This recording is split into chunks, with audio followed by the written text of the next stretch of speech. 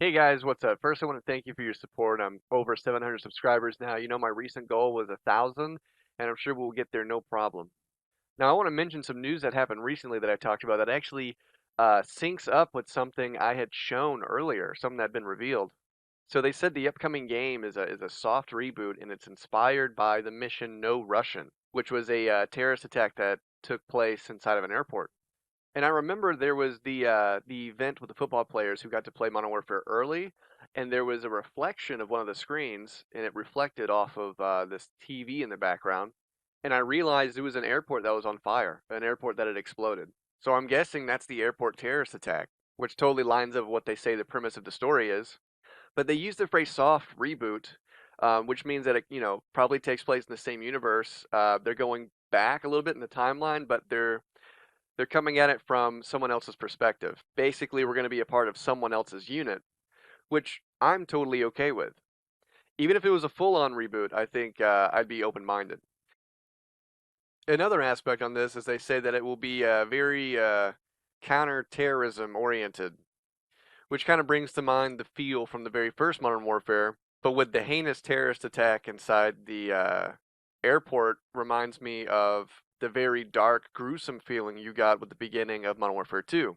But I've noticed every time a TV show or video game does a counterterrorism based storyline, they always have some twist at the end. Because the whole game, they make you think that the terrorist is some like stereotypical, like Middle Eastern towel head wearing radical or something. They always have some type of stereotype. But then at the end, it turns out to be like an American who's in charge of it, or someone that you trusted that was on your side. And they've done this cliche so much, I don't know if they'll do it, but I think there's still possible they could. They did in Modern Warfare 2 back in the day with General Shepard, and I think if this soft reboot does take place in the same universe and it's starting, kind of back in the timeline, there are going to be missions that overlap with missions you did in the original Modern Warfares. They are going to meet up with one another because they know the fans would like that. So I thought, what group have we seen possibly in the game that we might get to play as, that we might want to see from their perspective? And I remembered Shadow Company. Shadow Company is its own group of private military operators who in MW2 dealt with acts of counterterrorism, but they had allegiance to General Shepard, and eventually he used them as their own personal goons to turn against Task Force 141. And any group that thinks they're on the right side of history, but then is convinced of doing heinous acts like committed by Shadow Company in Modern Warfare 2 against 141, there has to be some form of brainwash. There has to be some lie told to them by General Shepard to make them think they're on the side of right and that 141 was bad. And I don't know, to me, that sounds like a great concept for a story. And I think if it led to that point, if that was the crossover, that would be really shocking to fans having a mission where you are the one pouring the gasoline on 141. But I wanted to see if there was any more lure to the Call of Duty storyline with Task Force, with Shadow Company. And Call of Duty Online apparently has its own campaign. Call of Duty Online is a Call of Duty game made for China, and there's a bunch of different groups in there that aren't really mentioned in the original Modern Warfare trilogy, and they reveal a other leader of Shadow Company besides General Shepard.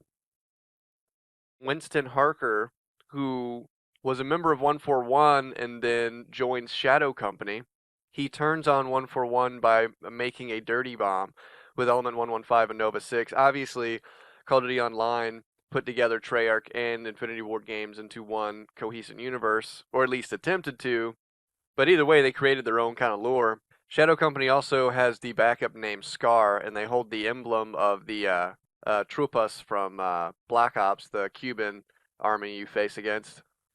There's also another character called Rook, who is originally from a group called 1138, and he is actually someone you play as in the story.